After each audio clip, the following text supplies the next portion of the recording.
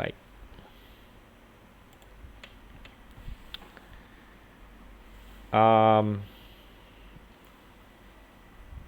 Iya, oke. Jadi itu contoh satu ya.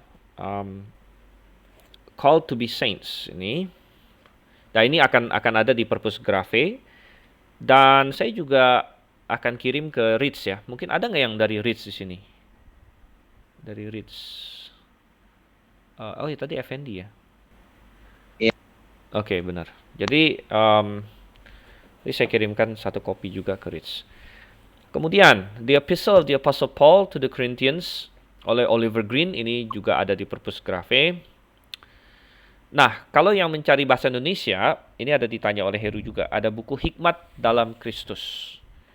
Hikmat dalam Kristus. Ya, itu sudah diterjemahkan. Bahasa Inggrisnya Be Wise. Ya, Be Wise.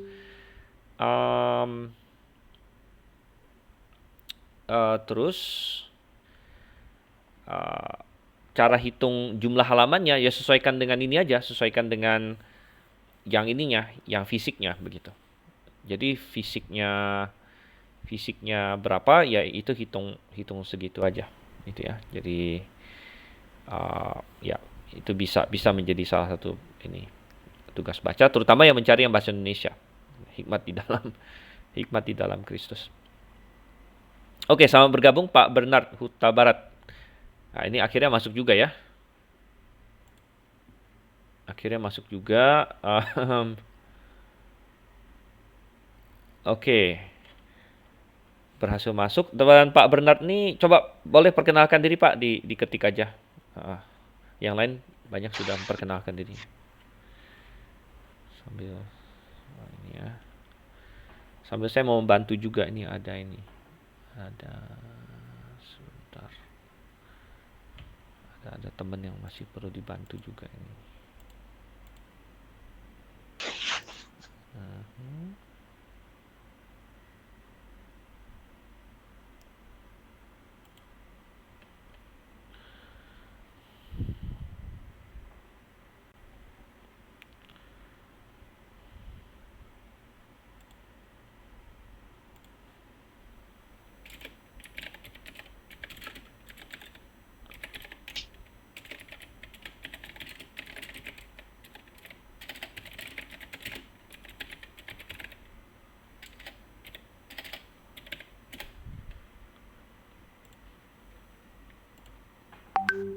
Oke.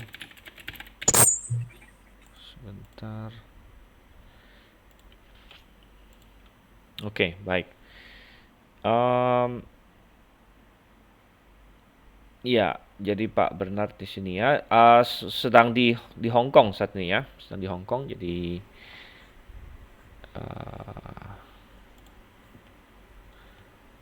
baik, nah, ini ya. Oke, jadi kemudian ada penginjil Hasan Zaid dari Cilengsi juga. Oke, masih masalah buku, kembali ke masalah buku yang bisa dibaca. Uh, Tentunya banyak sekali dalam bahasa Inggris yang bisa saya rekomendasikan. Kebanyakan ini dalam bahasa Inggris. Kemudian ada satu buku dari John MacArthur, ya 1 Korintus. Ya, ini contoh bukunya. Ini lebih tebal dari yang tadi, dari Gromaki punya. Ini bukunya di tangan saya.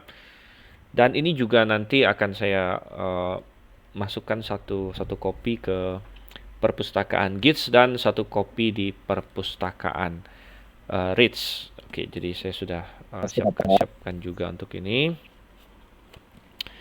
Kemudian ya ini lumayan tebal. Jadi ini dia berapa ya? Dia 500 halaman ya, sekitar 500 halaman, kira-kira begitu. Ya kalau dikurangin daftar isi dan bibliografi semacam sekitar 480 lah gitu ya. Oke.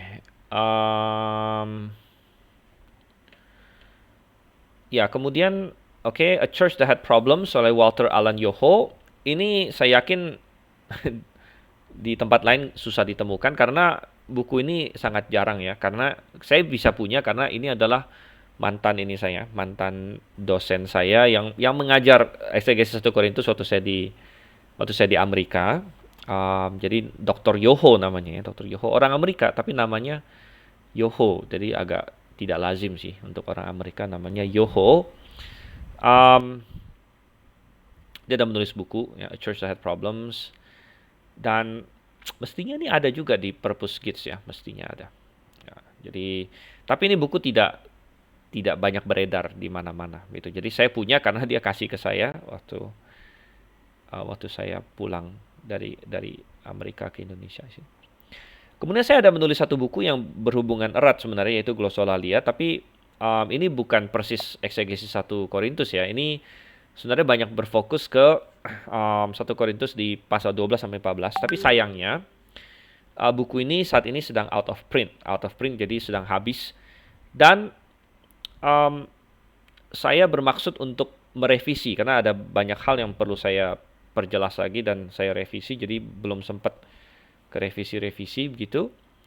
Uh, jadi ini belum ada buku ini saat ini. Jadi Anda boleh baca yang lain-lain dulu gitu. Oke, baik. Kemudian objektif mahasiswa yang mengikuti kelas ini diharapkan untuk mampu mengenal outline surah 1 Korintus secara garis besar.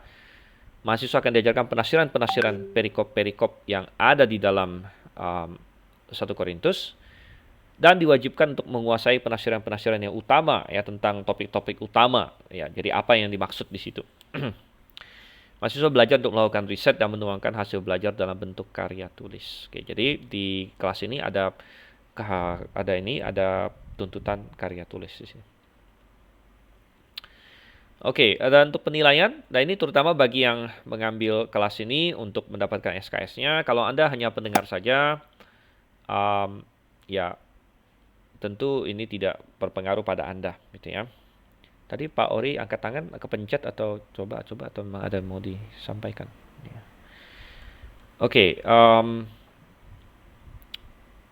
mid test 35%, kemudian final test 35%, laporan baca 10%, dan karya tulis 20%. Tapi ada catatan ya, kalau mid dan final kombinasinya tidak lebih dari 50, jadi Anda gagal dalam mid dan final, maka nilai laporan baca dan karya tulis tidak akan dipertimbangkan.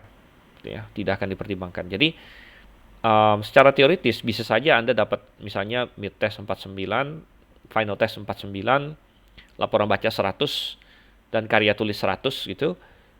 Dan itu bisa jadi kalau ditambah-tambah mungkin lulus gitu ya. Tapi itu tidak bisa. Anda tidak bisa lulus dengan cara begitu. Jadi mid test dan final test minimal harus di atas 50 ininya, average-nya atau rata-ratanya gitu.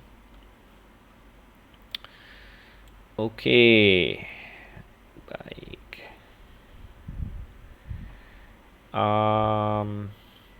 Oke, kemudian karya tulis mahasiswa S2 dan S3 tuntut buat 2 karya tulis atau 1 yang dipanjang ya, 2 yang agak pendek atau 1 yang panjang.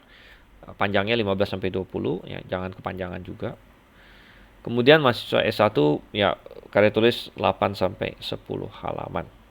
Topik-topik paper antara lain, contohnya ini topik yang bisa Anda pilih. Kalau Anda ingin membuat topik lain selain yang ini, tolong konfirmasi ke saya. Nanti saya akan okekan atau tidak gitu ya. Misalnya Anda tertarik. Karena 1 Korintus kan banyak sekali bisa Anda buat. Di situ Anda bisa bicara soal pernikahan, Anda bicara soal perpecahan dalam gereja, Anda bicara soal banyak. Jadi ada banyak sekali topik yang bisa dibuat tentang 1 Korintus. Ini adalah 4 yang saya berikan dulu. Jadi kalau Anda mau lain daripada yang ini, tapi tentu yang ada hubungan dengan 1 Korintus ya. Jangan Anda cari yang lain tapi nggak ada hubungan punya gitu. Tolong konfirmasi ke saya dulu. Oke, tugas baca. Ya, tentunya selama kelas berlangsung Anda diharapkan membaca 1 Korintusnya sendiri, itu minimal 3 kali selama kelas berlangsung. Jadi semua yang Anda pernah baca 1 Korintus sebelumnya jangan Anda hitung gitu ya, jangan Anda hitung. Ya, tentunya kalau Anda sudah menjadi orang Kristen banyak tahun, mestinya Anda sudah pernah membaca 1 Korintus sebelumnya. Ya, bahkan saya harap Anda sudah pernah baca itu beberapa kali minimal gitu. Kalau Anda orang Kristen yang sudah bertahun-tahun, apalagi kalau Anda gembala atau penginjil, mestinya Anda sudah baca ini cukup banyak kali. Tapi nggak apa-apa. Ya, namanya membaca firman Tuhan, tentu kita tidak bisa kelebihan gitu ya. Oh, saya sudah terlalu banyak membaca, kan tidak mungkin. Jadi selama kelas berlangsung, Anda dituntut untuk membaca 1 Korintus lagi minimal 3 kali. Apakah itu berbarengan dengan Anda membaca buku? Jadi misalnya, Anda baca tugas baca kan? Tugas baca Anda misalnya buku ini, atau apalah yang buku bahasa Indonesianya. Biasanya, kalau Anda membaca buku itu, um, di buku ini misalnya dia ini kan dia satu persatu kan dia Anda baca pasal 1 ayat 1. Nah, Anda sambil baca Alkitabnya baru baca bukunya. Baca Alkitab itu bisa dihitung 1 kali di situ.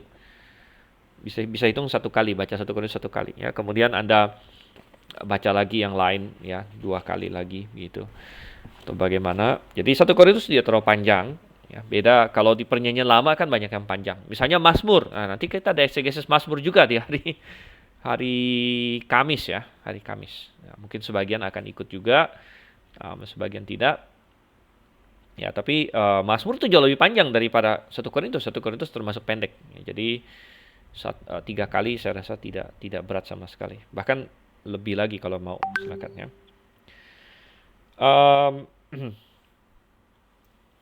Selain itu kita lihat di sini, selain membaca 1 Korintusnya sendiri, buku-buku masuk S1 tuntut membaca 300 halaman dari buku-buku yang direkomendasikan ya. Atau buku lainnya disetujui oleh dosen. S2 minimal 400 halaman, S3 500 halaman. Oke, dan ini kalender tugas kita, dan kalender tugas ini bisa mengalami perubahan karena Gids. Jadi Pak Suento akan melakukan blog class nanti. Ada rencana akan ada blog class di bulan September. Jadi karena ada blog class dan juga pembukaan kita juga sudah tertunda 1 minggu ya. Jadi waktu saya bikin kalender tugas ini, asumsinya adalah kita mulai minggu lalu sebenarnya. Tapi kita sudah tunda 1 minggu.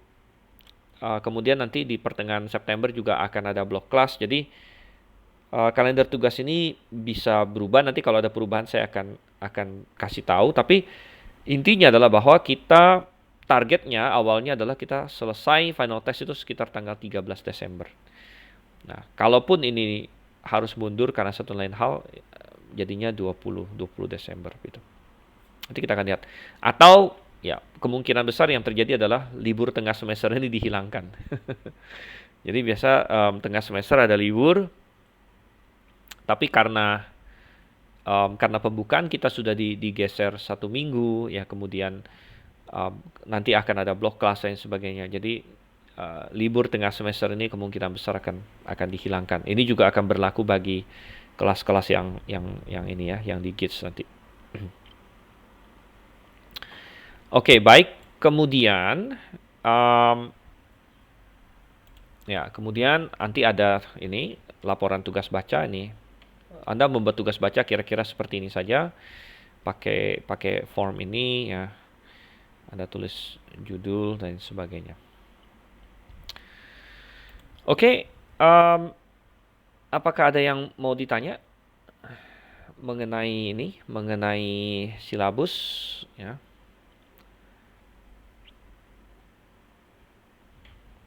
Coba saya lihat sudah ada siapa lagi yang bergabung. Apakah sudah pada berhasil masuk yang lain? Gembala Rian sepertinya masih sulit ya.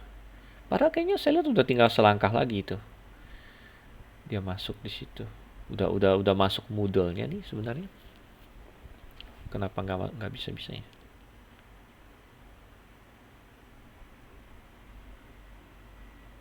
Oke, kemudian ada saudari Teti Bago juga. Kenapa dia nih? Kesulitan juga. Oke, tapi nggak apa-apa.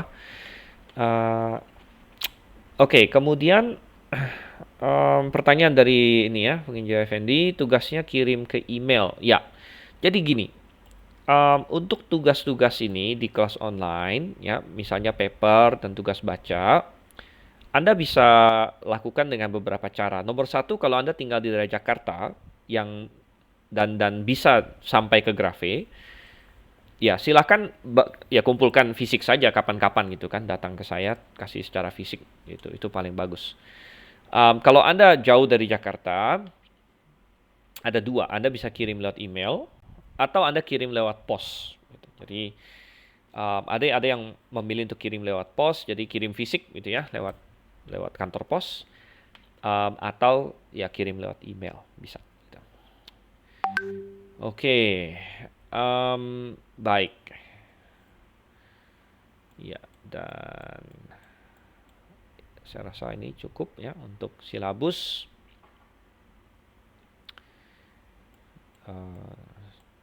Cukup jelas semuanya. Dan bagi Anda yang ingin ini tahu cara-cara penulisan karya tulis dan sebagainya, nanti saya bisa berikan ini ya, pedoman penulisan karya tulis untuk Grave International Theological Seminary. Dan bagi Anda yang sudah bergabung tapi Anda belum masuk ke WhatsApp group, ya, jadi kita ada WhatsApp group juga yang khusus untuk kelas 1 Korintus, dan di situ kita bisa koordinasi. Lebih baik kalau Anda punya pertanyaan di luar dari jam kelas, Anda juga bisa tanyakan di grup di WhatsApp group tersebut. Jadi kalau Anda belum tergabung ke dalam WhatsApp group 1 Korintus, silakan kasih tahu saya saat ini dan nanti akan saya masukkan gitu. Oke, baik. Jadi oke, saya rasa moga-moga cukup jelas. Dan kita ini ya.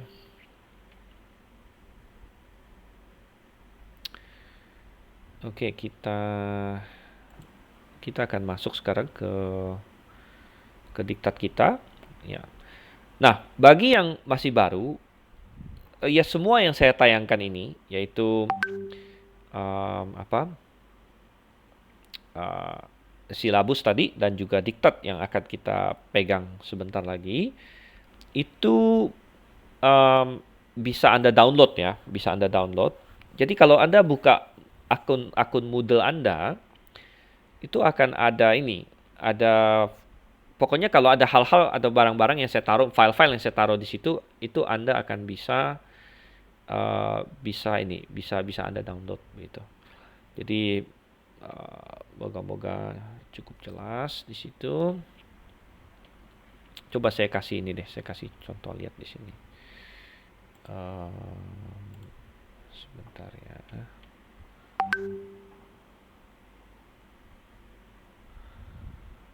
Oke, sebentar.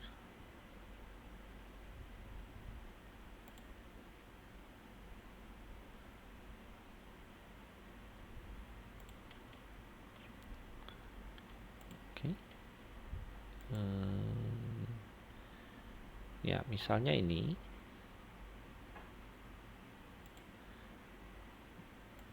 Oke, jadi Anda bisa lihat di sini. Ya.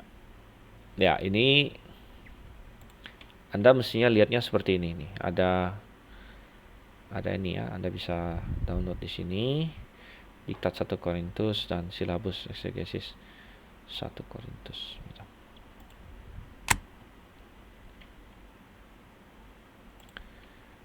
Oke.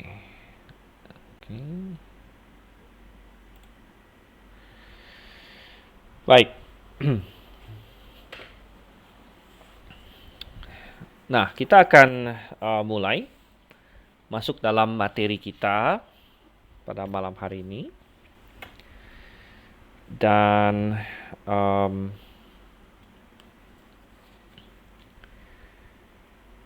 sebelumnya kita berdoa dulu ya, karena dari tadi kita belum berdoa. Biasanya silakan mulai dengan berdoa, tapi tadi kita banyak perkenalan dan juga masuk ke dalam pembahasan silabus di situ. Tapi mari kita berdoa terlebih dahulu.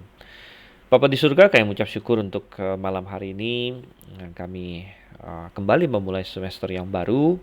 Kami mengucap syukur untuk kesempatan yang indah ini. Kami mengucap syukur untuk fasilitas yang kami miliki.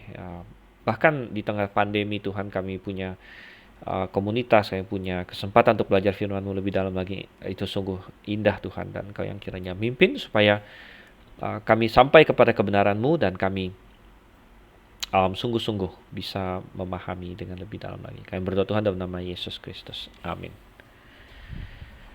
Oke, baik. Jadi ini adalah eksegesis 1 Korintus PB 504. PB berarti pelajaran perjanjian baru.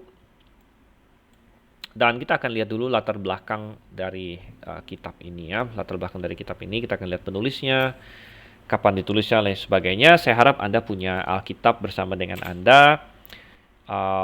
Ya, dan ini Anda bisa mengikuti ya. Dan salah satu kelemahan dari kita kelas online ini memang adalah bahwa itu kebanyakan self motivation, itu yang paling penting ya, karena kita tidak berada di satu ruangan fisik.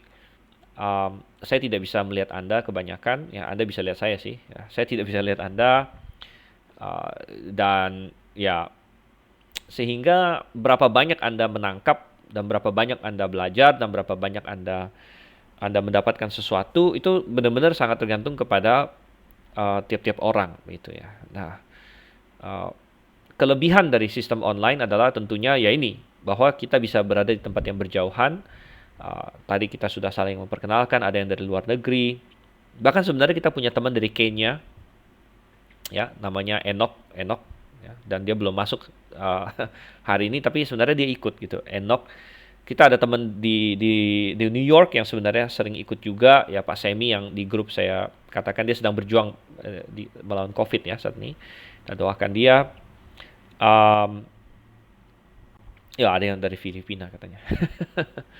Ya, jadi belum lagi dari berbagai belahan Indonesia begitu. Jadi itu kelebihan dari sistem online kita begitu. Jadi kebenaran bisa sampaikan sejauh mungkin. Tapi tentu sistem online ini ada kelemahan gitu. Itu sudah pasti. Dan kelemahan dari sistem online adalah kita tidak ketemu secara fisik gitu, ya. Tidak ketemu secara fisik, dan saya tidak bisa melihat seberapa serius Anda. Ya, saya tidak bisa melihat seberapa Anda memperhatikan. Saya bahkan tidak bisa tahu Anda sedang ada atau tidak gitu di depan komputer, atau Anda pergi kemana begitu kan, nyelonong entah kemana ya.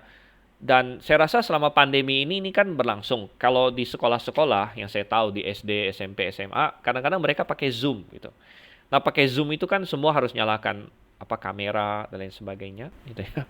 Jadi gurunya ngeliatin tuh ada nggak. Nah, saya rasa ini kita di tingkat universitas ya, level sekolah teologi, saya rasa nggak perlu sampai sebegitu di mana semua harus pasang kamera terus saya harus liatin satu-satu ini lagi ngapain gitu kan. Saya rasa nggak perlu segitu, karena saya anggap ini adalah orang-orang yang memang pengen ikut, bukan seperti anak SD yang mungkin dipaksa orang tuanya sekolah, tapi ini sudah paham gitu ya, sudah paham dan memang mau ikut kelas-kelas ini dengan dari kemauan sendiri begitu, dan ingin belajar begitu.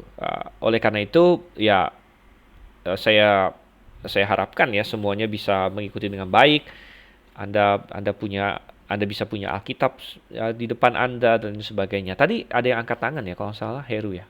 Itu kepencet atau memang ini ada sesuatu yang ingin. Jadi memang kalau Anda ingin mengatakan sesuatu bisa angkat tangan, nih ada ininya. Ada tombolnya. Oke, baik. Kepencet ya. Masih banyak yang kepencet.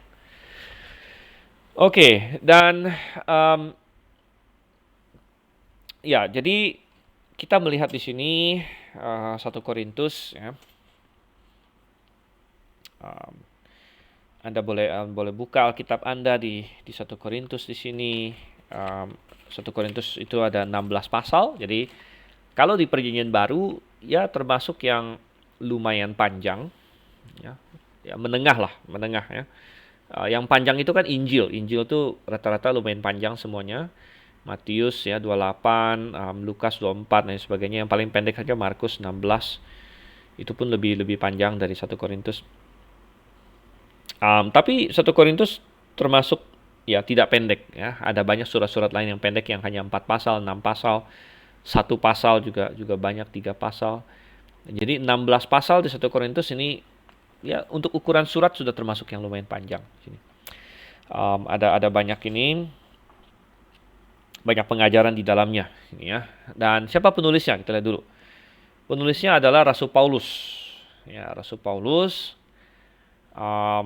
Dan kita bilang di sini tidak banyak kontroversi. Jadi surat-surat Paulus itu ya ada yang dikontroversikan gitu.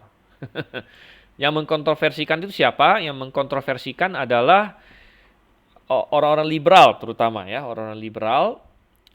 Dan kemudian kadang-kadang argumen-argumen liberal ini dipakai oleh orang yang tidak percaya.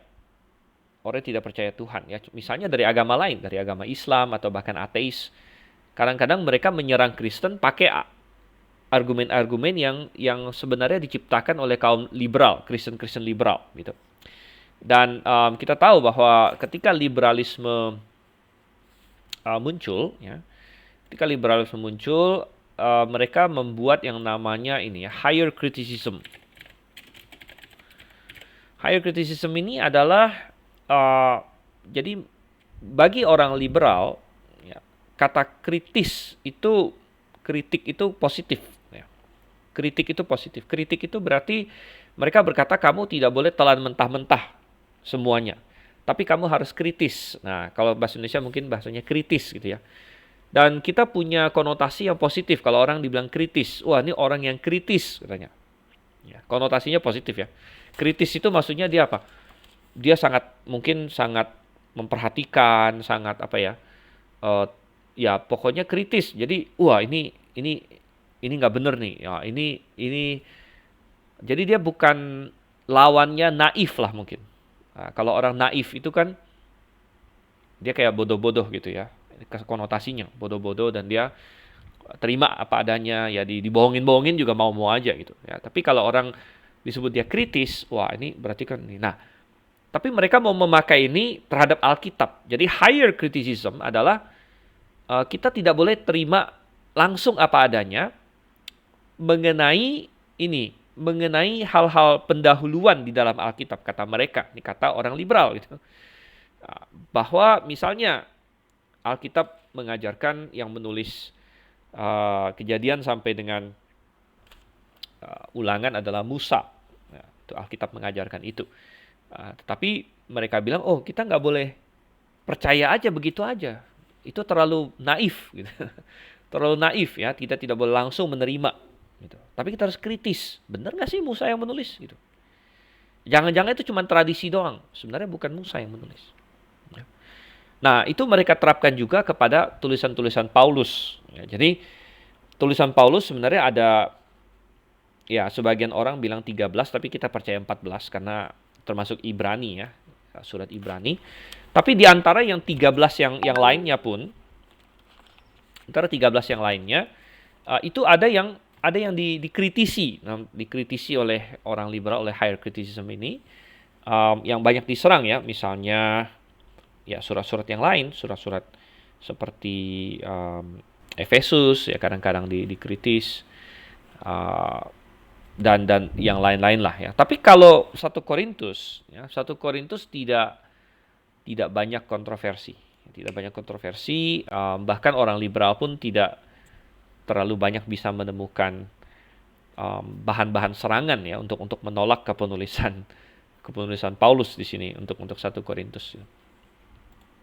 Oke, dan kita lihat lagi bahwa penulis mengidentifikasikan diri sebagai Paulus baik di awal maupun di akhir surat ya. Di ini ya, di pasal 1 ayat 1, kemudian pasal 16 ayat 21 ya. Coba saya share screen deh. Oke, dan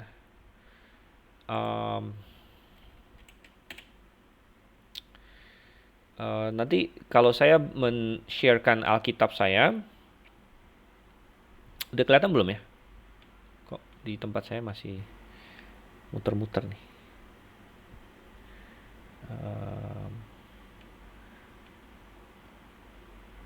Iya, belum ya. Kenapa ini kok susah sekali? Oke. Sekaligus saya ingin memperkenalkan ya. Jadi saya akan banyak memakai Alkitab yang terjemahan ini ya, terjemahan bukan yang LAI punya, tapi nanti semua ada ininya, ada perbandingannya. Cuman ini nggak tahu kenapa nggak ketayang ini. Kalau di tempat saya masih tandanya ini, tanda muter-muter. Kok susah ya? Apa internet saya atau apa ini? Oke.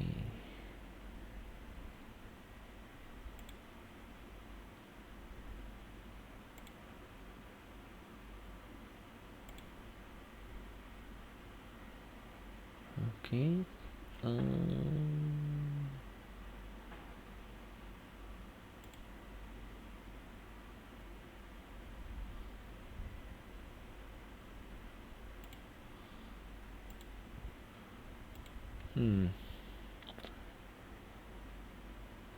Wah, kok nggak muncul-muncul? Sebentar.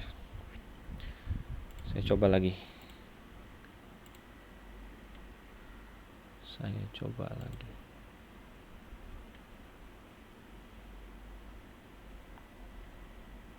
Oke, sudah bisa mestinya ya. Oke, sudah kelihatan kan?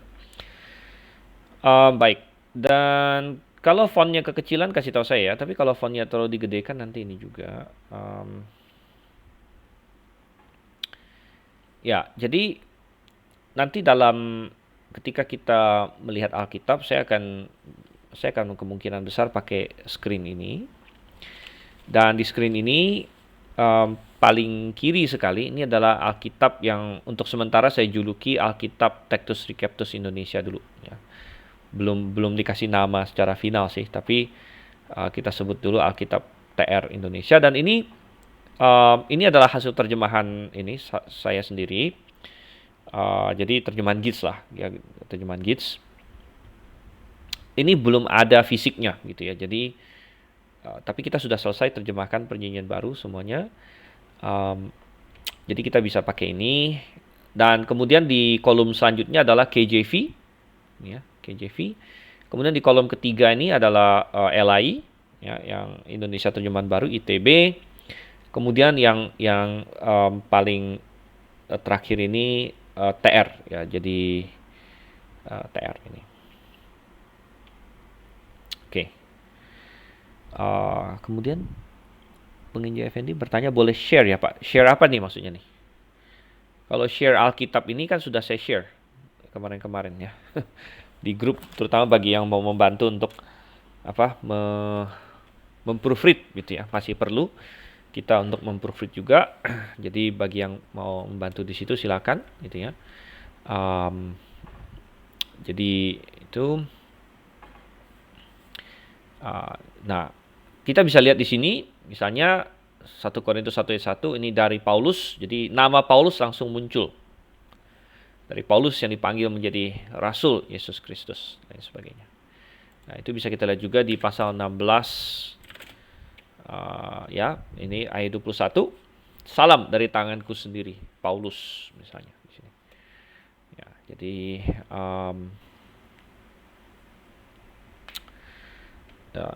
sangat jelas artinya ini ininya ya. Kepenulisan Paulus itu sangat-sangat jelas sekali. Kemudian Paulus yang mana yang dimaksud? Ya, Paulus yang dimaksud ini adalah Paulus yang mengklaim diri sebagai rasul. Ya, tadi sudah kita lihat sekilas 1 ayat 1 dan di tempat-tempat lain. Kemudian dia juga mengatakan bahwa dia melihat Tuhan yang sudah bangkit. Ya, terutama nanti di pasal 15 sangat jelas sekali bahwa dia berkata bahwa aku melihat ya, aku bagaikan anak yang lahir di luar waktu, aku melihat Tuhan Yesus menampakkan diri kepadaku. Jadi semua fakta ini cocok dengan yang kita kenal sebagai Rasul Paulus yang dulunya bernama Saulus, ya, Saulus dari Tarsus, yang belakangan menjadi Rasul Paulus di sini. Kemudian fakta-fakta lain lagi, dia menganggap Timotius sebagai anak rohani. Ini muncul di pasal 4 ayat 17 nanti. Kemudian dia kenal baik dengan tokoh yang namanya Apolos.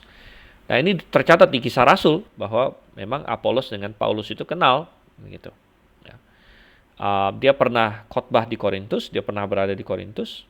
Bahkan di 1 Korintus 3:10 dia mengklaim bahwa dia adalah orang yang mendirikan jemaat itu. Jadi dari semua fakta ini tidak bisa terelakkan lagi bahwa penulis dari 1 Korintus adalah Rasul Paulus yang tercatat dalam Kisah Para Rasul yang mendirikan jemaat Korintus dan sebagainya.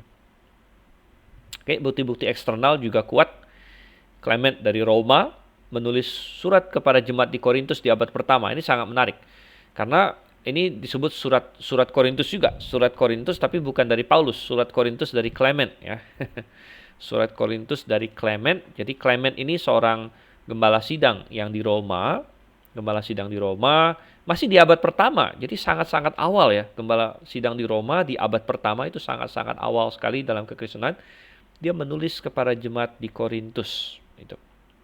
Dan sangat menarik sekali di situ, dan Clement berkata bahwa Paulus pernah menulis sebuah surat kepada mereka yang mengurus masalah perpecahan dalam jemaat.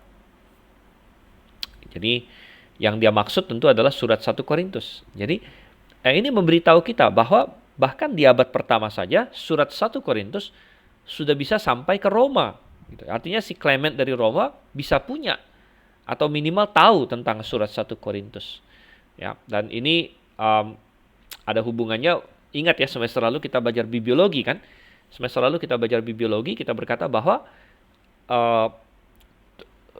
kitab-kitab yang menjadi kanon nantinya itu sudah beredar di kalangan Kristen, tidak butuh waktu ratusan tahun sebenarnya gitu. Sebagai mana yang banyak diklaim oleh orang liberal bahwa kitab-kitab PB itu ditulis belakangan ya, bahwa itu terpaut jauh dari faktanya. Tidak. Kitab-kitab PB itu ditulis sangat awal dan langsung beredar karena orang Kristen sangat mengapresiasi dan sangat menjunjung tinggi kitab-kitab itu. Ya, jadi 1 Korintus ditulis ke jemaat Korintus, tapi beredar sampai ke Roma. Clement dari Roma saja tahu ya, tentang surat ini. Gitu ya.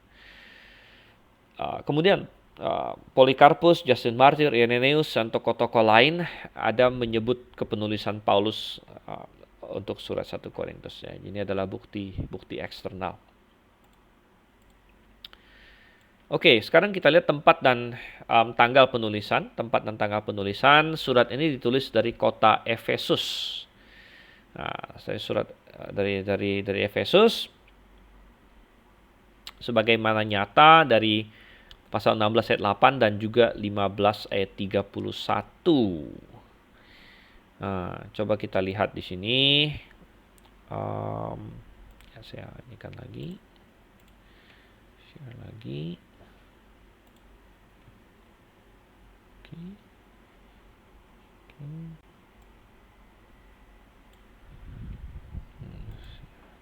Dulu 16:8 ya, 16:8.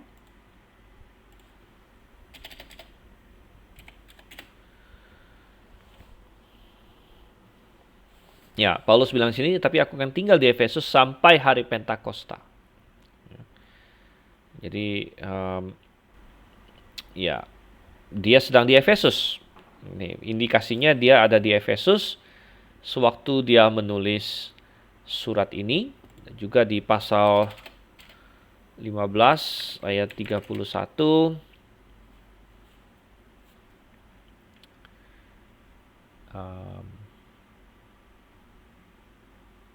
Atau ayat 32 di sini ya. Jika berdasarkan pertimbangan manusia saja aku berjuang melawan binatang buas di Efesus, apakah untungnya hal itu bagiku? Ya. Dan ini dia dikaitkan dari ayat 31, aku mati setiap hari. Sungguh. Demi kemegahan kalian yang aku miliki dalam Kristus Yesus Tuhan kita. Ya. Dan Paulus mengindikasikan bahwa dia sedang berjuang keras di Efesus di sini. Gitu. Oke, baik, lanjut lagi di sini. Jadi tempatnya dari Efesus, dan kalau kita perhatikan di dalam peta ya, dalam peta Efesus ke Korintus itu tidak terlalu jauh sekali, ya, relatif lumayan dekat sebenarnya, walaupun dipisahkan oleh ini memang oleh laut di situ. Efesus itu masih masuk wilayah Asia kecil, melintasi laut itu sudah masuk ke wilayah Eropa, ya, Yunani di situ, masuk Yunani. Jadi Korintus adanya di Yunani, dan dia di situ ya, di situ Makedonia terutama disebut di situ nanti. Oke. Jadi kapan ini terjadi? Diperkirakan akhir tahun 55. Akhir tahun 55 Masehi, saat Paulus sudah mau meninggalkan Efesus. Ya. Coba kita buka Alkitab kita di ini ya. Di Kisah Rasul. Anda bisa cek ini. Oke. Jadi ini sekaligus kita lihat ini deh. Sekaligus kita lihat latar belakang. Latar belakang di sini bahwa Korintus itu kota apa sih? Nah, Korintus adalah kota perdagangan yang kaya raya. Ya, kaya raya tetapi bejat. Jadi coba ini saya kasih lihat ini deh. Ini ya. Semacam ini, coba di sini dulu ya.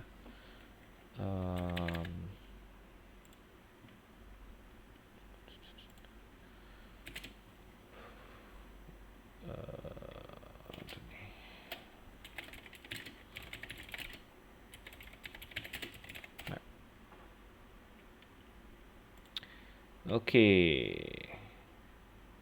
Baik. Nah, kita bisa lihat di sini. Ya, sebagai contoh ini ya, dari tadi kita omongkan. Ini Efesus.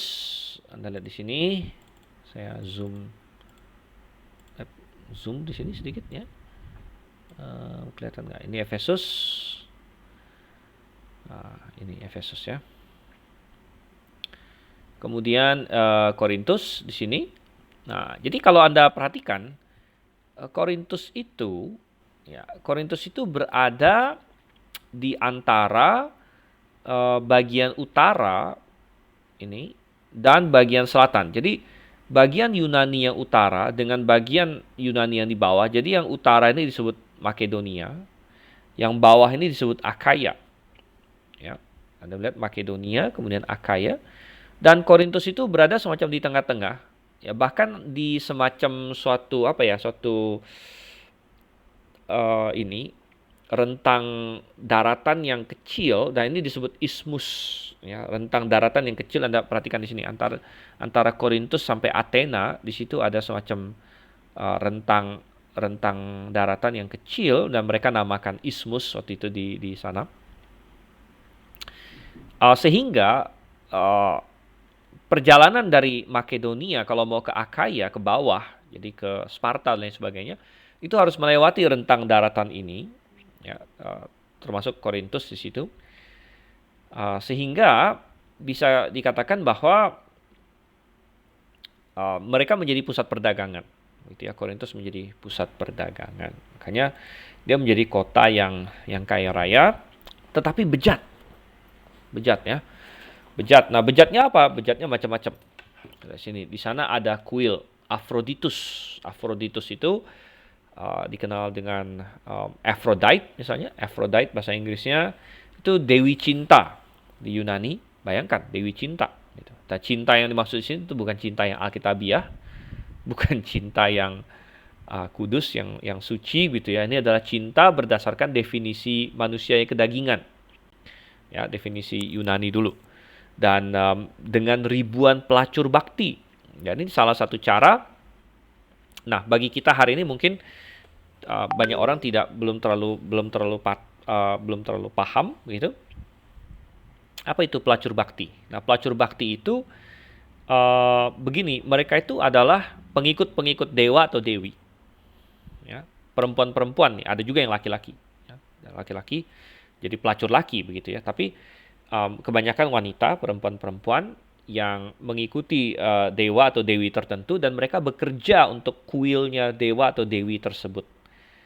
Dan mereka ada di sana untuk menarik orang, gitu, menarik orang. Jadi ketika ada seseorang datang, jadi kemudian dia membuat sumbangan untuk kuil itu, maka dia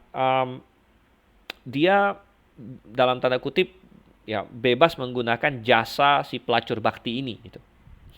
Makanya disebut pelacur bakti karena si pelacurnya nggak mendapatkan uang, melainkan uangnya itu dikasih ke kuilnya gitu, ke kuil. Jadi si si orang ini gitu yang menyumbang gitu dia nggak bayar ke pelacurnya, dia bayar ke kuilnya, dia kasih sumbangan ke kuil, bonusnya dapat ini, dapat pelacur ini gitu, dapat ya inilah perselingkuhan dengan si pelacur ini gitu ya. Jadi itu namanya pelacur bakti waktu itu dan itu adalah sesuatu yang merajalela di zaman Yunani pada waktu itu, termasuk di Korintus gitu. Di Korintus, jadi ada di kota-kota mana ada kuil-kuil besar biasanya pelacuran bakti marak, jadi marak. Termasuk di Korintus. Nah, jadi kita bisa membayangkan di suatu kota yang kaya raya, ya, kota yang kaya, kemudian ada kuil yang demikian, berarti kan banyak orang bisa spend uang. Gitu. Jadi dengan bertambahnya harta belum tentu bertambah suci gitu, enggak. Gitu. Malah seringkali kebalikannya, bertambah bejat. Gitu. Jadi dikatakan di sini imoralitas merajalela di kota ini, ya. Sehingga bahkan kota Korintus, kata Korintus dipakai menjadi sinonim dari immoral gitu. Jadi muncul kata Korintiazomai. Ya, Korintiazomai berarti hidup immoral seperti seorang Korintus, yaitu bermain dengan pelacur. Bahkan pada waktu itu kalau seorang perempuan dicap, oh kamu ini seorang perempuan Korintus gitu, itu dianggap sebagai suatu ledekan, suatu kecaman bahwa kamu ini perempuan yang nggak bener gitu, yang tadi itu, yang terlibat dalam imoralitas. Jadi bayangkan ini suatu kota yang identik dengan imoralitas sebenarnya. Namanya saja sudah, oh kamu ini perempuan Korintus gitu. Wah itu sudah dianggap, kalau bagi wanita yang baik-baik itu dianggap semacam suatu penghinaan. Wah berarti kamu menuduh saya wanita yang nggak bener, ya, yang menjual diri dan lain sebagainya. Oke, jadi ini adalah latar belakang dari kota ini. Ya. Nah, selain itu, kota ini juga memiliki stadion. Jadi hal yang terkenal dalam kota ini, dia punya stadion besar. Dan ini akan muncul juga dalam tulisan Paulus, makanya di pasal 9 nanti Paulus pakai ilustrasi seorang petarung. Gitu ya, seorang petarung ya. Karena dia paham ini orang Korintus ngerti ya ilustrasi ini. Karena mereka punya stadium besar. Kalau bagi kita hari ini mungkin punya stadium bukan hal yang terlalu spesial ya, karena rata-rata hampir semua kota besar di dunia sekarang ya punya stadium gitu. Jakarta saja punya stadium banyak gitu kan. Tapi di zaman itu tidak semua kota punya stadium, bahkan stadium itu sesuatu yang jarang gitu. Ya, jarang. Jadi bahwa kota Korintus punya stadium itu hal yang signifikan. Bahkan mereka menyelenggarakan pertandingan tiap 2 tahun. Ini disebut sebagai Isthmian Game. Isthmian dari kata ismus tadi mengacu kepada kayak semacam potongan daratan yang tipis itu. Yang pamornya nomor 2 di dunia waktu itu, yang hanya kalah dengan Olimpiade. Nah, kita barusan lewat ya Tokyo Olimpiade 2020 yang 2021 sebenarnya, tapi 2020. Olimpiade itu konsepnya berasal dari Yunani dulu. Ya, jadi Olimpiade itu diambil dari Gunung Olympus. Ya, jadi mereka bikin pertandingan di dekat Gunung Olympus di sana sehingga namanya Olimpiade. Itu sangat terkenal sekali. Tapi ada pertandingan kedua, yaitu yang disebut Isthmian Game, itu dilaksanakan di Korintus. Itu adalah pertandingan yang pamornya nomor 2 di bawah Olimpiade, gitu ya. Jadi ya itu dilakukan setiap 2 tahun. Rasul Paulus tiba di Korintus pada perjalanan misi kedua sekitar tahun 51 Masehi. Oke, dan kita coba kita baca sebentar ini ya di Kisah Rasul nih ya. Kisah Rasul 18 coba kita lihat di sini.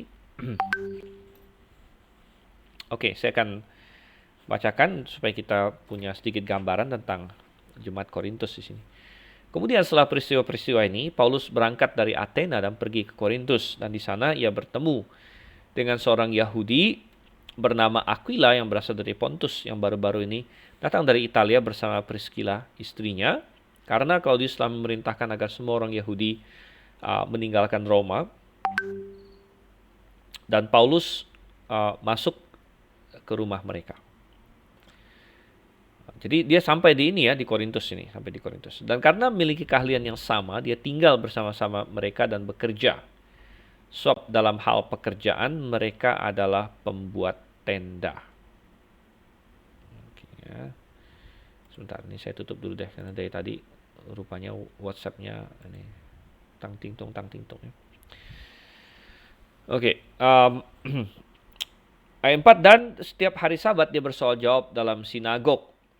Ya, dalam sinagog. Jadi dalam terjemahan saya ya, yang kalau di LI dia terjemahkan rumah ibadat ya, rumah ibadat. Rumah ibadat itu ya macam-macam, tapi dalam bahasa aslinya literal adalah sunagoge ya, sunagoge. Sini kita terjemahkan sinagog, ini adalah rumah ibadat orang Yahudi sebenarnya. Meyakinkan baik orang-orang Yahudi maupun Yunani. Jadi ini terjadi di kota Korintus. Dan ketika Silas dan Timotius tiba dari Makedonia, ingat tadi Makedonia kan sebelah utara dari Korintus. Korintus ada di Akaya. Silas dan Timotius tiba dari Makedonia, Paulus terdorong dalam roh dan bersaksi kepada orang-orang Yahudi bahwa Yesus adalah Sang Kristus. Tetapi ketika mereka menentang diri mereka sendiri dan menghujat, dengan mengebaskan pakaiannya, ia berkata pada mereka, darah kalian tertumpah ke atas kepala kalian sendiri, aku bersih. Mulai sekarang aku akan pergi kepada bangsa-bangsa bukan Yahudi. Oke, jadi Paulus pertama berkhotbah kepada orang Yahudi di Korintus, tapi kemudian dia setelah ditolak oleh orang Yahudi, dia mulai mengajar bangsa-bangsa non-Yahudi. Dan berangkat dari sana, ia masuk ke dalam rumah seorang yang bernama Justus, seorang yang beribadah pada Allah, yang rumahnya bersebelahan dengan sinagog. Justus ya. Dan Krispus, kepala sinagog itu menjadi percaya kepada Tuhan bersama dengan seluruh rumahnya. Dan banyak dari orang Korintus yang setelah mendengar menjadi percaya dan memberi diri diselamkan. Lalu Tuhan berbicara melalui suatu penglihatan malam pada Paulus, jangan takut, tapi teruslah berbicara dan janganlah diam. Sebab aku ada bersama engkau, dan tidak seorang pun akan menyentuh engkau untuk menjahatimu, karena ada padaku banyak umat di kota ini. Maka ia tinggal di sana satu tahun dan 6 bulan sambil mengajar firman Allah di tengah-tengah mereka. Jadi lama juga Paulus ada di ini ya, di Korintus 1,5 tahun ya. Tapi setelah Galio menjadi gubernur Akaya, orang Yahudi secara serentak mengadakan perlawanan terhadap Paulus dan membawa dia ke depan kursi pengadilan dengan berkata, dia ini berusaha meyakinkan orang-orang untuk beribadah pada Allah dengan cara yang menyimpang dari hukum. Namun ketika Paulus hendak membuka mulut, Galio berkata pada orang-orang Yahudi itu, jadi jika memang ini adalah suatu perkara ketidakadilan atau suatu perbuatan jahat, hai orang-orang Yahudi, maka sudah sepatutnya aku menerima kalian. Tetapi jika persoalannya adalah mengenai suatu perkataan atau nama atau aturan di antara kalian, kalian uruslah sendiri. Karena aku tidak sudi menjadi hakim atas hal-hal ini. Lalu ia mengusir mereka dari tempat pengadilan. Maka semua orang Yahudi di sana menangkap Sostenes, kepala sinagog itu. Sostenes ini penting ya, ingat-ingat nanti akan muncul juga di surat kita. Sostenes Maka semua orang Yahudi sana menangkap Sostenes, kepala sinagog. Jadi gini, tadi kan ada kepala sinagog tuh di ayat berapa tadi? Krispus namanya. Di ayat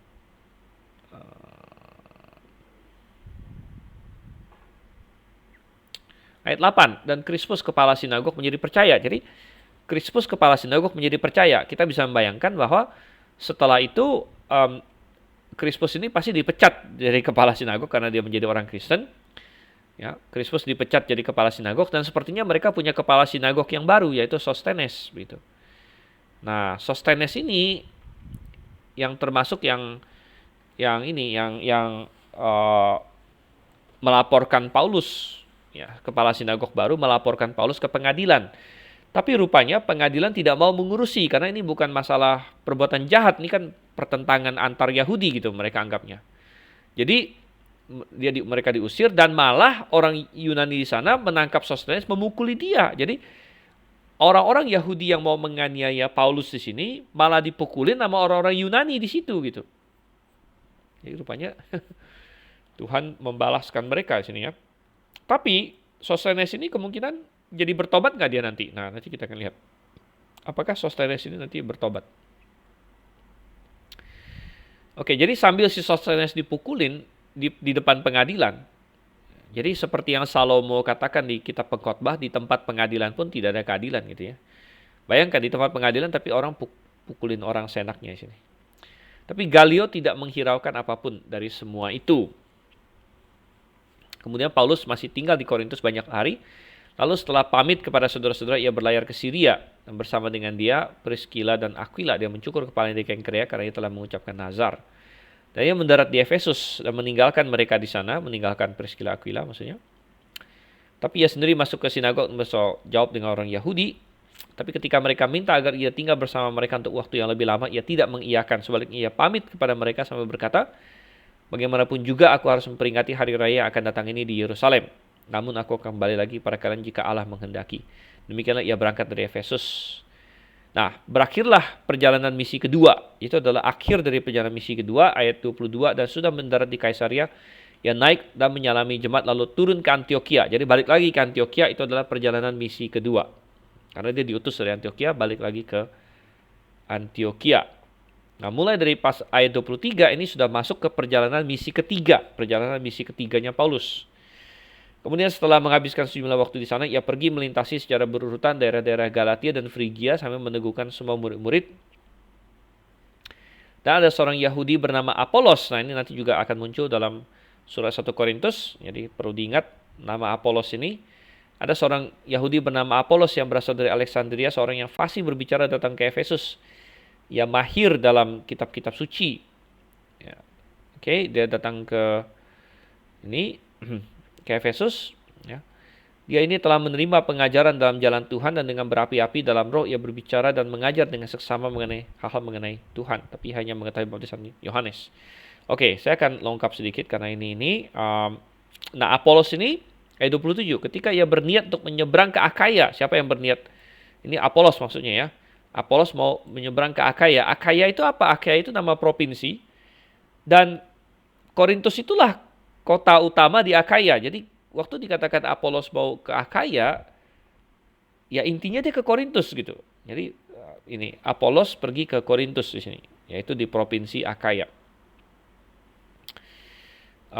Dan di ayat 28 dengan sangat kuat dia membantah orang-orang Yahudi di muka umum. Jadi dia mengajar di situ di Korintus ya. Nah, ayat 1, dan terjadilah pada waktu Apolos berada di Korintus, jadi benar kan? Di Korintus, Paulus sudah menjelajahi daerah-daerah pedalaman sampai di Efesus. Jadi perjalanan ketiga Paulus, ini perjalanan misi ketiga, Paulus sudah sampai di Efesus lagi. Ya, sampai di Efesus. Nah, di Efesus, oke, saya tidak akan baca semuanya karena panjang. Di Efesus dia lama di situ. Lama ya, 2 tahun lebih, bahkan ada yang bilang 3 tahun. 2 tahun lebih yang jelas. Jadi di Efesus itulah dia bikin, ada yang namanya ruang kuliah. Seorang yang bernama Tiranus di sini. Ya, kayaknya ada orang bikin STT Tiranus namanya. Hal ini berlangsung selama 2 tahun. Ya, 2 tahun di sini. Sehingga semua orang yang tinggal di Asia mendengar firman Tuhan Yesus baik Yahudi maupun Yunani. Oke. Dan habis itu terjadi penganiayaan di Efesus, ya, di mana terjadi huru hara. Ini ada di ayat-ayat belasan, terjadi huru hara. Dan ayat 21, selanjutnya setelah peristiwa-peristiwa ini terjadi, Paulus berketetapan dalam roh untuk pergi ke Yerusalem dengan melintasi Makedonia dan Akhaya. Jadi Paulus mau pergi dari Efesus sekarang. Mau pergi dari Efesus. Nah, jadi kalau kita kembali lagi di sini, ini kita. Ya. Oke, Rasul Paulus tiba di Korintus pada perjalanan misi kedua sekitar tahun 51 Masehi, berkhotbah dengan efektif setelah mendirikan jemaat di kota tersebut. Paulus menghabiskan waktu sekitar 1,5 tahun di kota Korintus, dan belakangan seorang pengkhotbah bernama Apolos sempat melayani di kota Korintus. Dalam perjalanan misi ketiga, ketika Paulus sedang berada di Efesus, ia mendapat kabar dari kunjungan keluarga Chloe tentang berbagai masalah yang muncul di jemaat Korintus. Paulus menulis surat ini untuk membantu menyelesaikan masalah ini. Jadi, Paulus lagi di Efesus, sepertinya dia mendapatkan berita bahwa di Korintus muncul berbagai masalah dan lain sebagainya. Dan karena dia belum sempat ke Korintus, dia tulis surat dulu. Nah, inilah surat 1 Korintus ini. Hingga kalau kita kembali ke Romawi 2, jadi Paulus menulis surat 1 Korintus diperkirakan akhir tahun 55, waktu Paulus sudah mau meninggalkan Efesus. Ya, sudah mau meninggalkan Efesus. Paulus mengutus Timotius ke Korintus saat penulisan surat ini. Kita temukan itu di 1 Korintus 4 ayat 17. Kita lihat ya. Kembali ke 1 Korintus 4 ayat 17. Karena itulah aku telah mengutus kepada kalian Timotius yang adalah anakku yang terkasih. Ya, jadi Timotius yang diutus untuk ini membawakan untuk membawakan surat ini. Tetapi Timotius sudah kembali kepada Paulus di Kisah Rasul 20 ayat 3-4. Jadi surat ini ditulis antara Kisah Rasul 19 ayat 21-22 dan 20 ayat 3-4 di antara peristiwa ini, ya, di antara kedua ini. Jadi diperkirakan di akhir tahun 55 Masehi. Oke, sebentar, ada pertanyaan nih, saya baru baca dari Pak Bernard di sini ya. Pak Bernard bertanya, apakah Paulus lebih cenderung ke Hellenistic Jew atau Hebraic Jewish profile sebagai seorang Jewish? Ya, kalau kita bicara sebelum dia diselamatkan, ya, ingat bahwa Paulus adalah seorang Farisi waktu itu ya. Sebelum dia diselamatkan, dia seorang Farisi. Jadi bahkan dia Farisinya Farisi. Dia bilang, wah, waktu dia tulis surat Filipi, dia bilang, dibandingkan semua yang lain, aku lebih giat lagi. Wah, jadi dia jebolan dari Gamaliel dan sebagainya. Sehingga bisa kita bilang bahwa dia adalah seorang Yahudi yang sangat ketat ya, sangat ketat. Tapi dia juga bukan, karena dia unik, dia lahir di Tarsus. Jadi walaupun dia Farisi yang sangat ketat, tapi dia sangat fasih dalam bahasa Yunani, begitu. Jadi sulit untuk mengkategorikan Paulus yang mana, ya. Karena dia bisa dua-duanya, dia bisa Ibrani dengan fasih, dia bisa Yunani dengan fasih. Gitu. Tapi dia sebelum dia diselamatkan, pasti dia lebih cenderung ke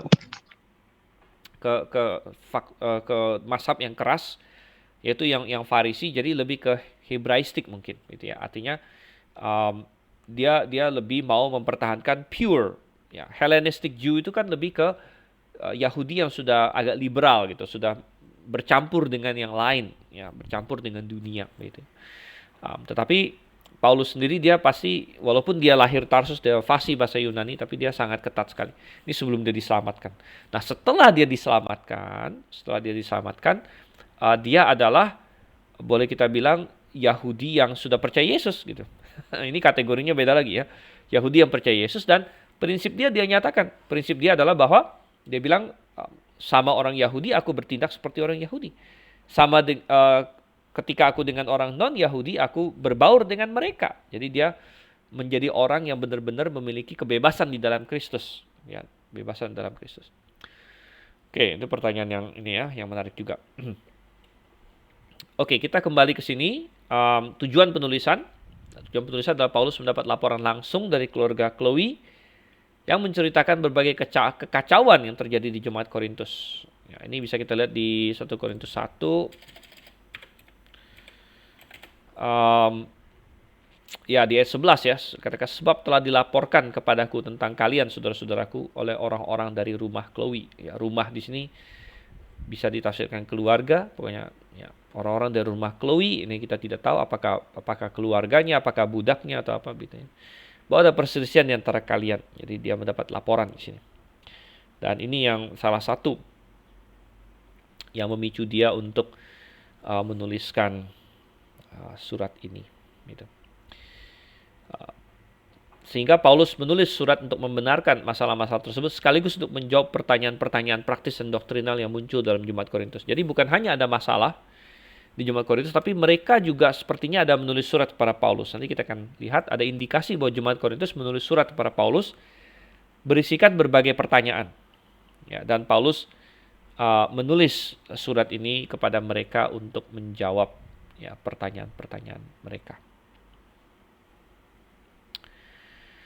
Oke, jadi itu adalah latar belakang, tempat dan tanggal penulisan, tujuan penulisan, ya, penulisnya siapa, kemudian tema akhirnya. Ada tema apa saja yang muncul di surat Korintus? Surat ini syarat dengan pembahasan berbagai isu praktis dalam jemaat dan juga kehidupan orang percaya. Jadi surat ini sangat-sangat praktis, bersifat praktis ya. Karena Paulus langsung ini ada masalah, ini ada poin-poin yang saya mau bicarakan. Gitu. Antara lain sifat jemaat, perpecahan dalam jemaat, disiplin jemaat, berbagai aturan dalam kebaktian jemaat, ya, karunia-karunia rohani sangat penting untuk dipahami. Gitu kan. Pernikahan, ya, kebebasan Kristiani dalam hal makanan, peran perempuan muncul, doktrin kebangkitan, dan banyak lagi yang lain. Okay, semua ini sangat berguna bagi orang Kristen sampai hari ini. Jadi topik-topik yang dipermasalahkan oleh orang Korintus, ya, berbagai tantangan yang mereka hadapi itu juga masih dialami hari ini, ya, masih dialami hari ini. Jadi sangat bagus untuk kita pelajari. Oke, selanjutnya kita akan melihat outline secara garis besar. Ya, yang kecil-kecilnya akan kita pelajari nanti sambil kita masuk ke perikop, tapi kita lihat yang garis besarnya dulu. Pertama, pendahuluan, pasal 1 ayat 1 sampai 9, pendahuluan ada salam, ada syukur, kemudian ada laporan akan berbagai masalah. Jadi sepertinya Paulus menyelesaikan berbagai masalah dulu yang muncul, ya. Dari pasal 1 sampai pasal 6. Dia masuk di situ misalnya masalah perpecahan dalam jemaat, ya. Kemudian ada masalah apa lagi? Disiplin dalam jemaat, pasal 5. Kemudian masalah kok mereka saling melaporkan temannya ke pengadilan. Aneh sekali, pertentangan dalam pengadilan. Kemudian masalah pencemaran dalam dunia. Ingat bahwa kota Korintus adalah kota yang sangat bejat. Dan sebagian orang di Korintus mungkin belum melepaskan diri dari immoralitas itu. Paulus menegur mereka. Kemudian jawaban atas berbagai pertanyaan. Ada pertanyaan-pertanyaan yang muncul. Nah, ini bukan berarti sudah nggak ada masalah lagi. Masih ada masalah, tapi Paulus jawab itu dalam konteks pertanyaan-pertanyaan mereka ya. Misalnya, pertama masalah pribadi dulu tentang pernikahan. Ya, orang Kristen harus menikahkah? Boleh nggak menikah dan lain sebagainya. Kalau menikah dengan orang yang nggak percaya gimana? Ya, jadi ini muncul. Ya, nah ini sangat penting untuk dipahami sampai hari ini bahkan. Kemudian tentang makanan berhala. Nah, dan ini hubungannya dengan kebebasan Kristiani dan penyerahan diri. Dan walaupun hari ini mungkin isu kita bukan makanan berhala, tapi prinsip yang dibicarakan oleh Paulus nanti sangat penting bagi kita. Karena ada hubungannya dengan hal-hal yang kita temukan juga. Gitu. Oke, kemudian itu yang masalah pribadi. Sekarang masalah umum, masalah-masalah dalam jemaat, misalnya peran wanita gimana, perjamuan Tuhan bagaimana, ya, muncul di sini, karunia-karunia rohani bagaimana. Itu panjang sekali Paulus bahas di pasal 12 sampai 14, tentang kebangkitan di pasal 15, tentang persembahan pasal 16. Dan terakhir nanti ada kesimpulan di pasal 16 terakhir. Oke, baik. Jadi itu adalah outline-nya. Kemudian ada ringkasan setiap pasal. Ini nanti Anda lihat sendiri Anda akan baca ya. Ini semacam ringkasan singkat tiap-tiap pasal kira-kira tentang apa. Ingat seperti tadi sudah saya katakan bahwa diktat ini bisa di-download ya, bisa di-download. Ya, jadi Anda download di dalam account Anda nanti.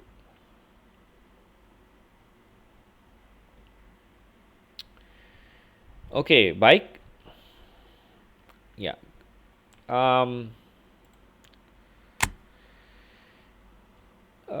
Kita break sebentar ya, sebelum kita masuk ke ke pasal 1. Jadi hari ini hari pertama ya, kita langsung masuk ke pasal 1. Walaupun mungkin kita tidak, karena waktu sudah kita ya beberapa ayat kita bahas. Tapi kita break sebentar, break 5 menit. Sekaligus saya ingin cek juga, boleh silakan mau ke WC dan sebagainya. Sekarang saya nanti mau cek yang tadi berusaha masuk sudah pada bisa masuk atau belum. Oke ya, saya pause dulu sebentar, kita break 5 menit.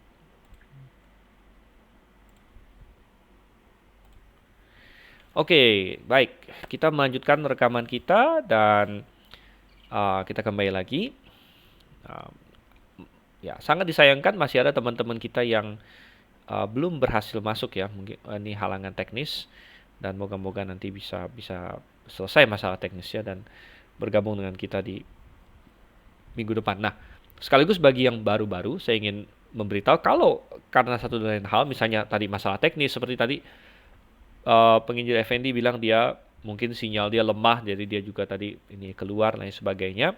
Pokoknya kalau Anda kena masalah teknis atau misalnya Anda ada halangan sehingga tidak bisa ikut pada hari yang bersangkutan, ini salah satu kelebihan sistem online, yaitu bahwa kita punya rekaman ya, kita punya rekaman. Jadi juga atau Anda sekedar ingin mereview, jadi Anda ingin belajar lagi, misalnya saya menjelaskan sesuatu terlalu cepat atau Anda ingin belajar untuk ujian, ada bagian-bagian yang masih belum jelas. Nah, ini keuntungannya ada rekaman, Anda bisa buka. Jadi kita bisa ada 2 jenis rekaman bisa Anda pakai ya. Satu rekaman yang dari sistem Big Blue Button. Jadi sistem yang kita pakai ini adalah Moodle. Moodle itu sistem sekolahnya. Tapi sistem video yang sekarang sedang kita pakai ini namanya Big Blue Button ya, Big Blue Button. Jadi Big Blue Button ini sedang merekam ini sesi kita sekarang. Jadi pengalaman saya kira-kira besok itu sudah bisa muncul ya. Jadi kalau Anda masuk ke akun Anda bisa lihat rekaman.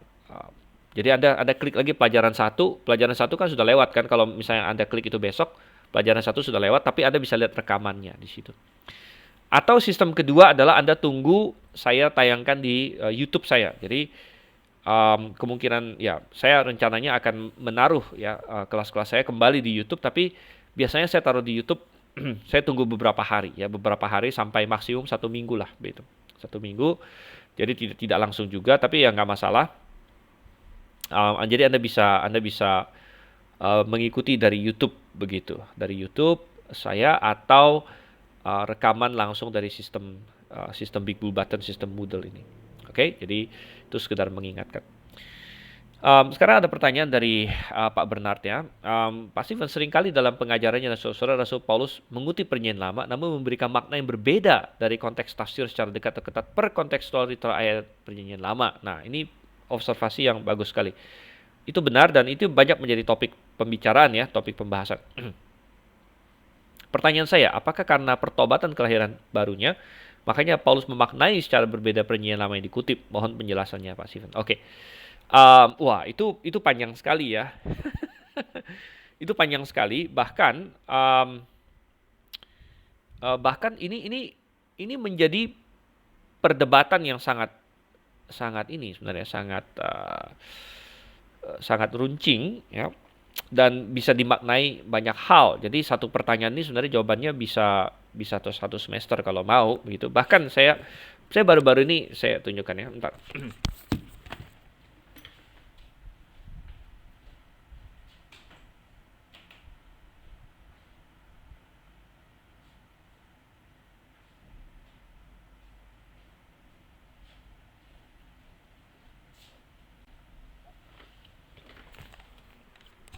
Ya, oke. Jadi pertanyaannya mengingatkan karena saya baru-baru ini barusan membeli juga sebuah buku ya. Ini buku ini tebal ya. Jadi buku ini judulnya adalah Commentary on the New Testament Use of the Old Testament.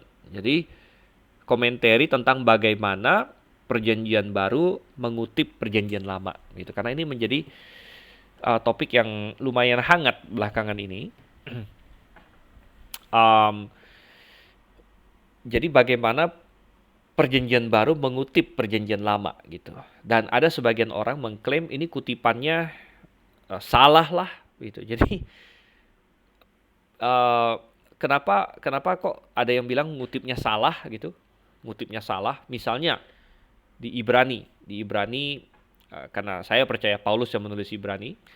Jadi ada mengutip misalnya engkau telah mempersiapkan tubuh bagiku. Ingat ya, ada ayat itu di Ibrani. Engkau telah mempersiapkan tubuh bagiku. Ini tentang Tuhan Yesus, bicara tentang Tuhan Yesus. Tapi waktu kita buka di Perjanjian Lamanya, bukan kata tubuh di situ, tapi kata telinga. Engkau telah membuka telingaku. Ya. Jadi dikutip oleh Paulus di kitab Ibrani, engkau telah menyediakan tubuh bagiku. Jadi apakah Paulus salah kutip atau apa begitu kan? Kenapa Paulus dan itu hanya satu contoh saja. Jadi ini nggak ada hubungan langsung dengan 1 Korintus ya. Walaupun nanti di 1 Korintus akan muncul juga karena 1 Korintus ada mengutip Perjanjian Lama juga. Kita akan lihat nanti. Tapi jawaban pendeknya, karena ini bisa panjang sekali kalau kita bahas. Tapi jawaban pendeknya adalah kenapa Paulus mengutip Perjanjian Lama sepertinya memberikan konteks yang sedikit berbeda. Sebenarnya jawaban intinya adalah karena Paulus diinspirasikan oleh Roh Kudus. Gitu. Artinya gini, yang menulis Perjanjian Lama adalah Roh Kudus sebenarnya, melalui orang, melalui Daud, melalui Musa, melalui banyak yang lain, gitu ya. Nah, yang menulis Perjanjian Lama adalah Roh Kudus, yang menulis Perjanjian Baru juga adalah Roh Kudus. Jadi, tapi melalui orang-orang yang berbeda, melalui Paulus, melalui Petrus, melalui Matius, Markus, Yohanes, dan sebagainya. Jadi, Roh Kudus yang menulis PB mengutip PL yang Roh Kudus sendiri tulis juga. Dan ketika Roh Kudus yang di PB mengutip tulisan di PL, Roh Kudus itu punya hak.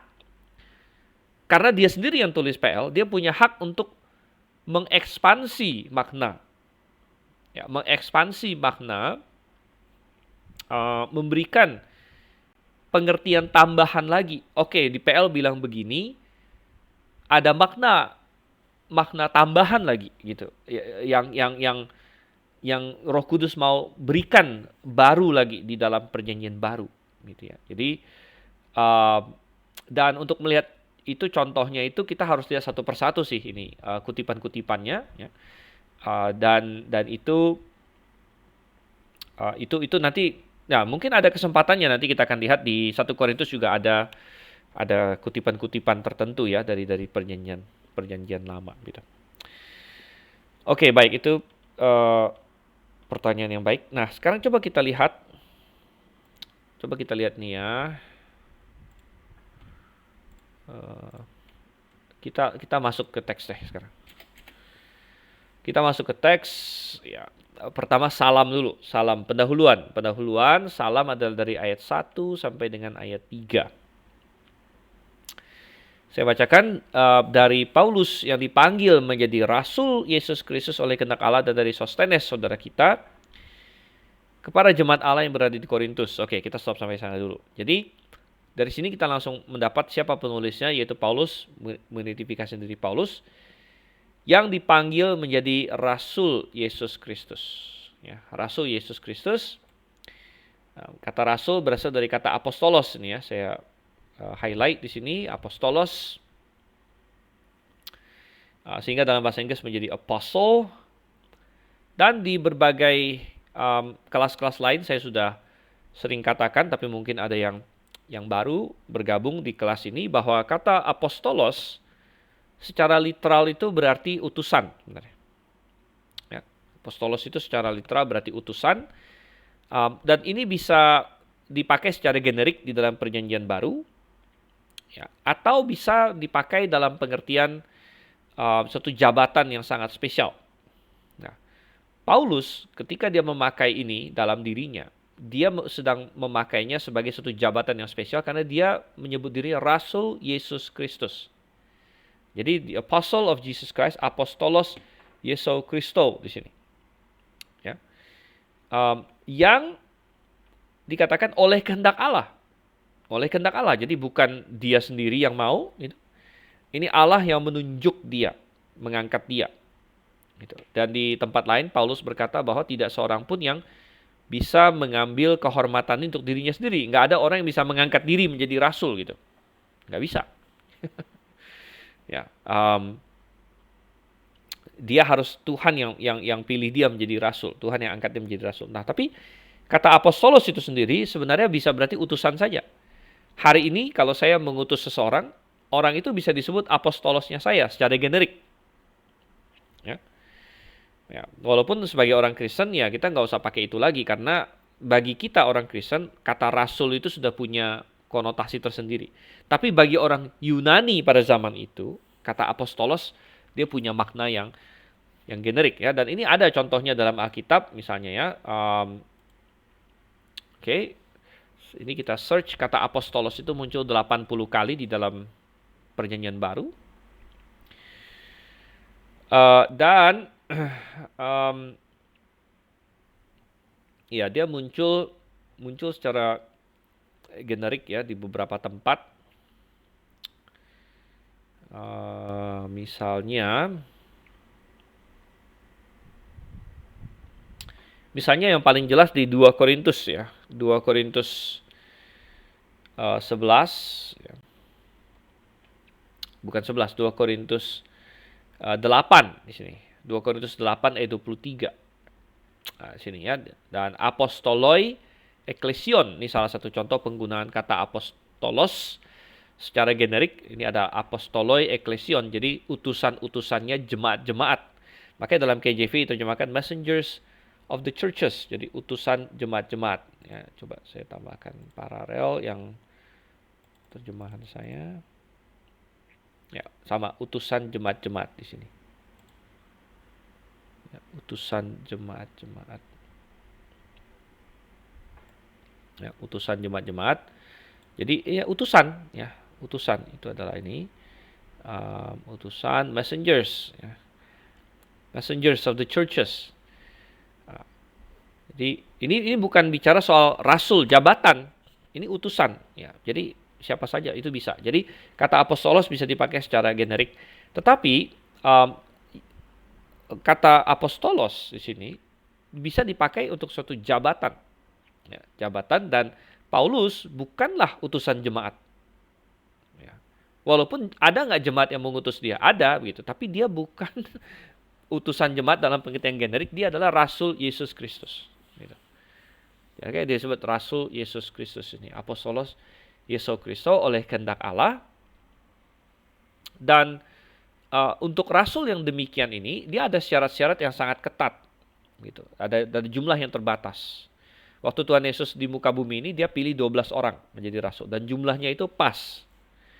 Sehingga ketika ada yang pergi, misalnya Yudas ya terlempar, dan mereka mau pilih yang baru, ada 2 kandidat, mereka hanya boleh pilih 1 supaya pas 12.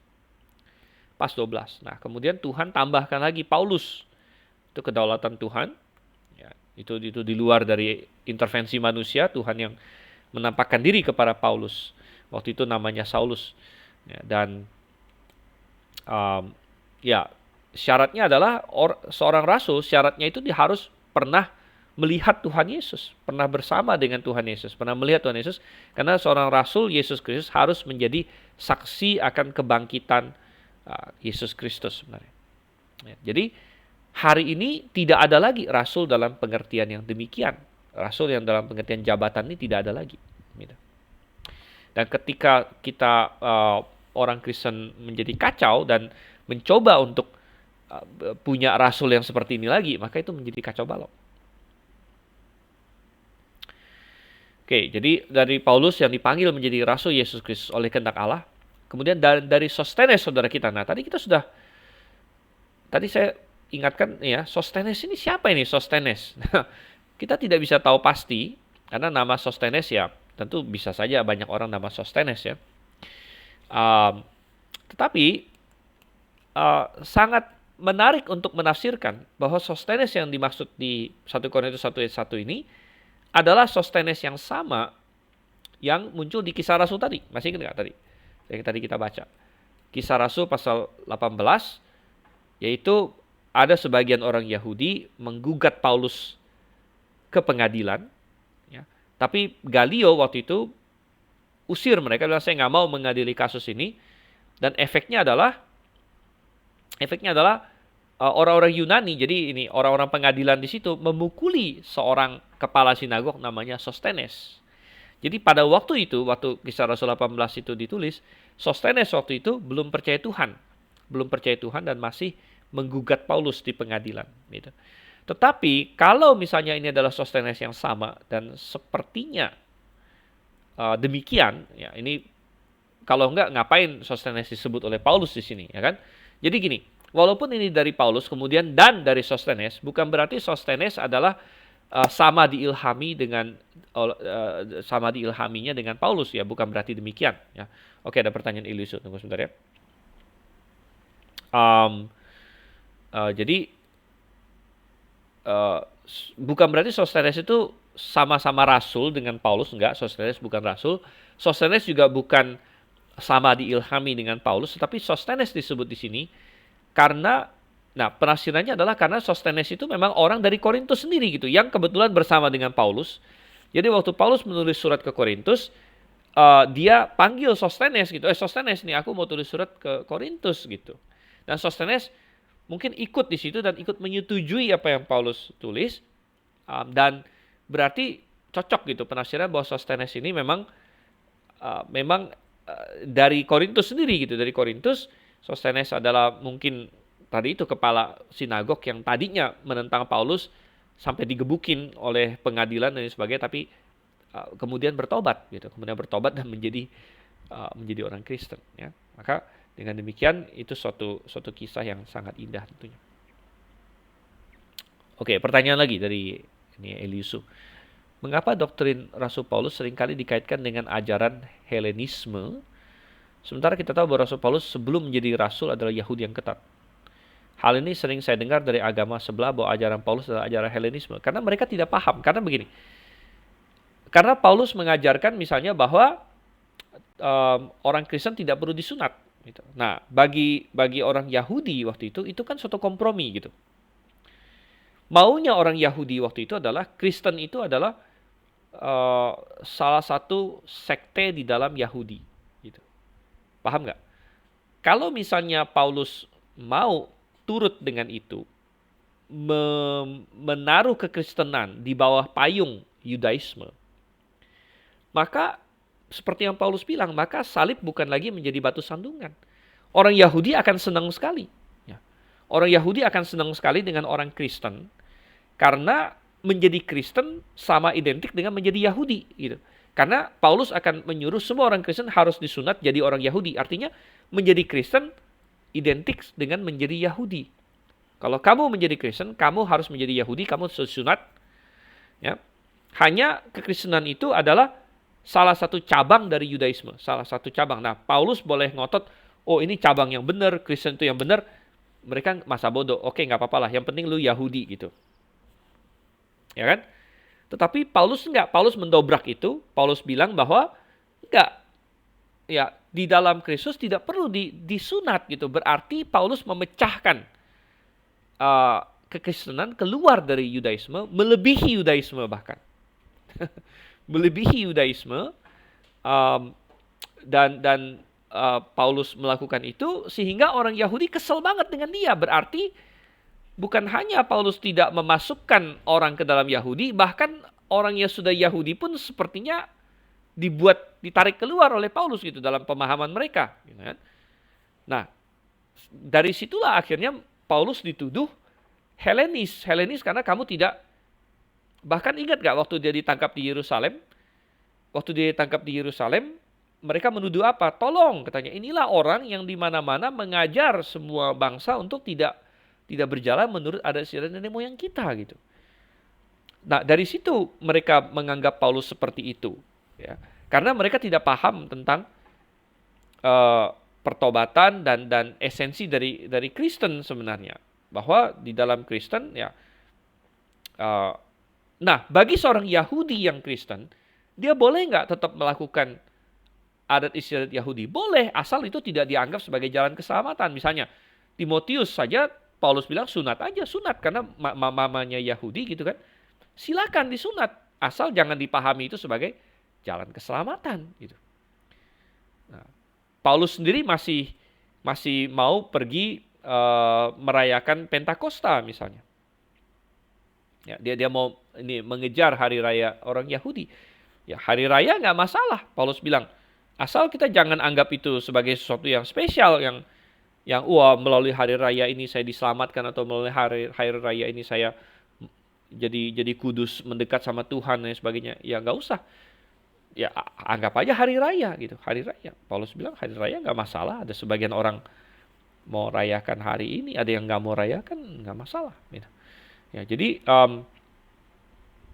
ya mereka tidak paham ya dengan Paulus begitu. Makanya Paulus itu Helenis, padahal Paulus sendiri justru sangat-sangat paham dengan tradisi Yahudi, dan dia setelah dia percaya Yesus malah dia bisa melihat dengan real, oh ternyata Yahudi yang sejati itu yang seperti ini, gitu. Ya. Oke, jadi di situ ya. Nah, kembali ke teks kita. Oke, kita baru ayat 1, masuk ke ayat 2. Oke, tapi waktu kita sudah habis ya. Kita sudah habis, kita sudah jam 9. Jadi, karena ini adalah kelas pertama, oke, kita akan stop sampai di sini karena juga masih ada teman-teman yang punya kendala teknis dan sebagainya. Moga-moga di minggu depan mereka bisa bergabung bersama dengan kita lagi. Hari ini kita pendahuluan, ya, kita lihat apa segala macam tadi, silabus lah, kita lihat ini apa pendahuluan, dan kita sudah masuk satu ayat, baru dapat satu ayat. Tapi nanti kita akan lanjutkan lagi di ayat-ayat selanjutnya. Ada banyak sekali hal yang bisa dibahas sebenarnya mengenai 1 Korintus ini. Oke, baik. Apakah ada pertanyaan-pertanyaan terakhir ya mengenai kelas ini? Dan oke, bagi yang mengambil SKS, jangan lupa untuk segera mulai mencari ini bahan bacaan apa yang Anda akan baca sebagai tugas baca, supaya jangan ditunda-tunda kalau Anda mau mengambil SKS tentunya. Dan ya, mari kita ini ya mengikuti semester ini dengan baik. Oke, kalau tidak ada, kita bersatu dalam doa. Bapa di surga, kami mengucap syukur Tuhan untuk kasih Tuhan kepada kami, dan kami memohon pimpinan-Mu. Ya, Tuhan, kami rindu supaya 1 Korintus ini dapat kami pahami dengan baik, supaya kami dapat menerapkannya dalam jemaat-jemaat kami, dalam kehidupan kami sehari-hari. Dan suatu hari mungkin kami perlu mengajarnya kepada orang, supaya kami dapat melakukan itu dengan baik. Terima kasih Tuhan, kami berdoa dalam nama Yesus Kristus. Amin. Oke, baik. Jadi sampai di sini. Selamat malam dan Maranatha.